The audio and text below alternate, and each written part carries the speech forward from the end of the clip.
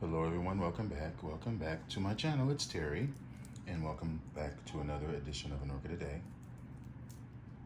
Today, I wanted to do a little follow-up video following my unboxing yesterday. I originally said that I was going to mount mostly everything, and that still holds true. I just want to go over this one a little bit in more detail than I did yesterday, although in looking back over my library on YouTube here, I noticed that I've done a fair amount of videos featuring this plant, so I won't spend too much time on it. But one thing I did notice was, besides the fact that I said that that one was a spent spike, it definitely is not. But what I did not see was at the very bottom, right down there, there's another one growing. So those will continue to elongate and produce spikes that will get 1 to 2, perhaps 3 flowers. Very small flowers, about the size of your thumb, but they are very fragrant and they last a long time on the plant. Now, when I've had this plant before, I've had this mounted, and the demise of this plant for me, as is true for a lot of Angraecoids that I've had in my care, and when it comes time to repot them, they just don't do so well after that. And that is with the issue that I had with this plant. The plant that I had was about double the size of this plant and had 2 of these on the mount. So it had 2 sections that were this size, plus it had a couple of kikis at the base. So it was a fairly nice size. This is a cross between cucullatum, Angraecum cucullatum, and Angraecum scotianum. Scotianum is one of my most favorite Angraecoids. I love the delicate nature of the flower. I'll try to post a picture. I did have one of those again. I had one of those last year, and it did bloom for me coming into the spring.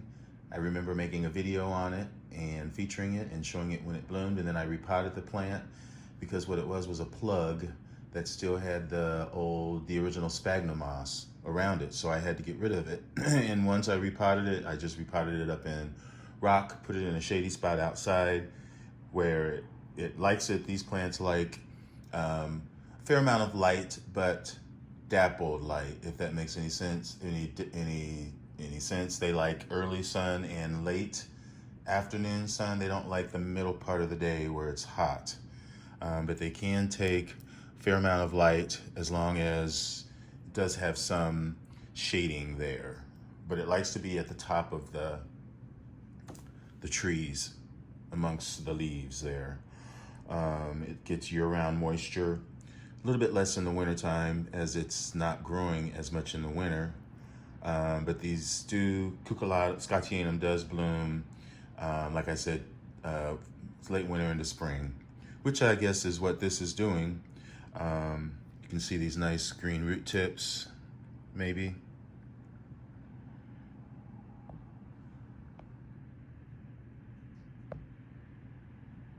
So definitely when you see some root tips on an Angraecum, that generally tells you it's going to do something, or it's growing, or it's going to bloom, or it's pushing out.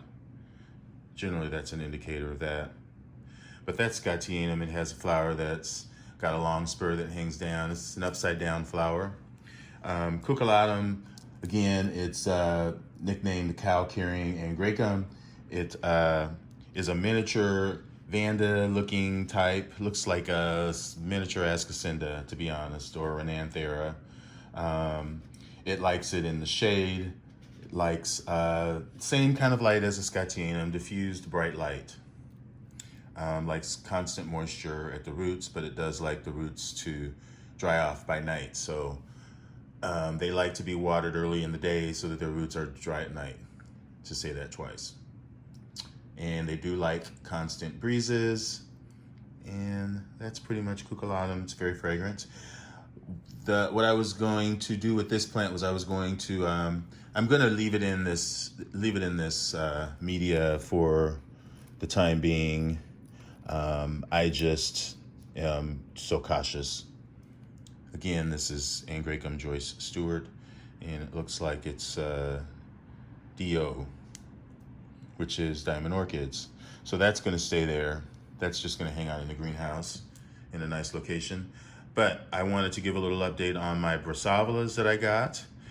Now, what I'm going to do is kind of an experiment. I've never done this before. I've always reused mounts, but I've always sterilized them, boiling them in water, putting them in the oven at a high heat to bake off any bacteria or any infections, anything that might be lingering on the mounts. This time I'm not going to do that actually, and I'm reusing the mounts that were the ones that I lost my Brassavolas, just to be sentimental.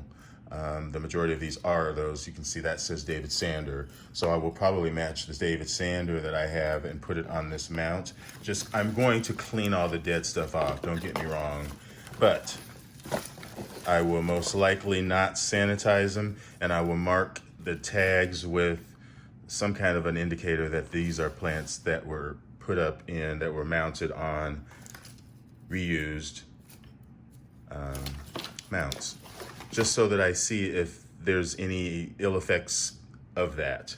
I just want to see if, test to see if it affects the plants, because, you know, we always want to be extra careful with orchids as far as not introducing them to any foreign, you know, objects or any foreign bacteria or diseases that might spread through your collection.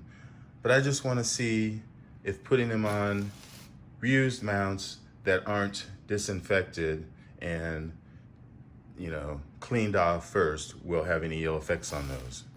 And that's what I plan to do. What I'll do is I'll mount them up tonight, and I will give an update tomorrow morning during my morning video. And that's pretty much how I want to end my video for today. Hopefully you've enjoyed this video, and hopefully you'll stay tuned and look for the update, which will be tomorrow. Enjoy orchids. Bye.